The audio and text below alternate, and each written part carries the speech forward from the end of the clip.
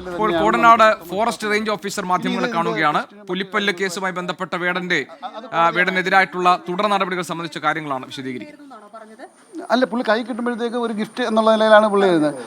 പുള്ളി അന്വേഷണമായിട്ട് നല്ല രീതിയിൽ സഹകരിക്കുന്നുണ്ട്. നമുക്ക് തീർച്ചയായിട്ടും അയാളാണല്ലോ അത് കൊടുത്തിരിക്കുന്നത്. അപ്പോൾ അതിൻ്റെ ഒറിജിനൽ ആക്ച്വലി ഇപ്പോൾ ഇയാളിൽ നിന്ന് അദ്ദേഹത്തിലേക്ക് മാറും. അദ്ദേഹമാണ് റിയൽ, അദ്ദേഹത്തിന് എവിടെ നിന്ന് കിട്ടി എന്നുള്ളതാണ് ഞാൻ അന്വേഷിക്കേണ്ടത്.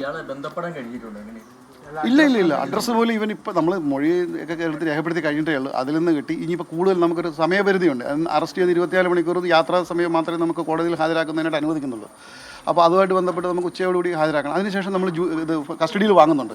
കസ്റ്റഡിയിൽ വാങ്ങി 2 ദിവസം നമ്മൾ ഇൻവെസ്റ്റിഗേഷൻ്റെ ഇപ്പോൾ തന്നെ കൊടുത്തിട്ട് റെഡിയാക്കി കഴിഞ്ഞു. അത് കൊടുത്തിട്ട് നമ്മൾ ഏറ്റുവാങ്ങിയിട്ട് ഇന്നും നാളെയും തൃശ്ശൂർ ഇയാളുടെ റൂമിൽ ഇനി ഫർദർ എന്തെങ്കിലും വൈൽഡ് ആർട്ടിക്കിൾസ് ഉണ്ടോ എന്ന് പരിശോധിക്കണം.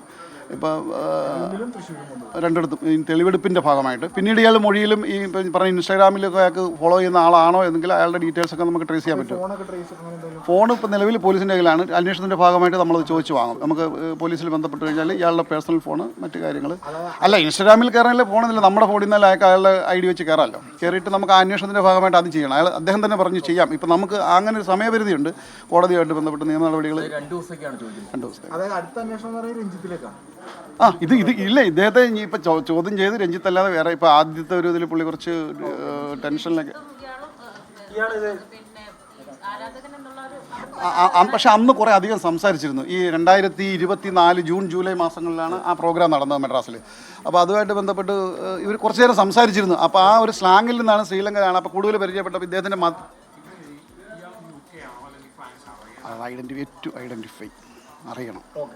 അവർ പറഞ്ഞത് അത് കുറച്ച് പേരുണ്ടായിരുന്നു. ആരൊക്കെ UK, ആരൊക്കെ ഫ്രാൻസ്, എല്ലാം ശ്രീലങ്കയിൽ നിന്നും അങ്ങോട്ട് പൗരത്വം എടുത്തവരാണ്. അപ്പോൾ ഇവരൊരു കോമൺ കണക്ട് ചെയ്യുന്ന ഫാക്ടറി അമ്മ അല്ലെങ്കിൽ ഇവരൊക്കെ ആ ഒരു ഇത് വരുന്നുണ്ട്. അപ്പോൾ അതൊക്കെ നമ്മൾ ട്രേസ് ചെയ്യേണ്ടതാണ്, കണ്ടെത്തണം, പരിശോധിക്കാൻ അന്വേഷണം നടത്തും. ഇപ്പം അദ്ദേഹം അങ്ങനെയാണ് പറയുന്നത്. അദ്ദേഹത്തിന് മുൻകൂട്ടി അറിയാമോ എന്നുള്ളത് ഈ ഫർദർ ഇൻവെസ്റ്റിഗേഷനിൽ അറിയാൻ പറ്റും.